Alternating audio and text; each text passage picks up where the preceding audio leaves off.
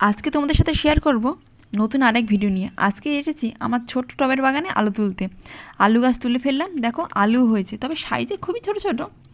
আমি কী করেছিলাম বলো তো বন্ধুরা, পুরাতন আলুগুলো যখন গাছ বেরিয়েছিল তখন কিন্তু আমি আলুগুলো মাঝ বরাবর হাফ করে কেটে নিয়ে টবের মাটিতে লাগিয়ে দিয়েছিলাম। আর তারপরে ওটা থেকে গাছ হলো, তারপরে আলু যে হলো তোমাদের সামনেই তো সেটার প্রমাণ দিলাম। আলু দুটো টবে লাগিয়েছিলাম, সেটা তো হয়েছিল। দেখো বন্ধুরা, আমি শখে গাছটা লাগিয়েছিলাম আর দেখলাম তাতে ফলনও ধরেছে। নিজের হাতে লাগানো গাছে যদি ফলন ধরে তবে তো আনন্দই আনন্দ। তোমরা কিন্তু মনে করলে গাছ লাগাতেই পারো, তবে সপ্তাহে আমি 3 থেকে 4 বার করে আলু গাছগুলোতে জল দিতাম।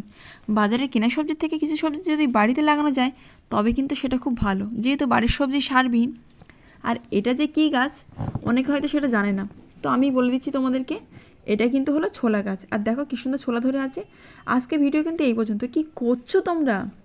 সাবস্ক্রাইব করে পাশে থাকো আর বেল বাটনটা ক্লিক করতে একদম ভুলো না।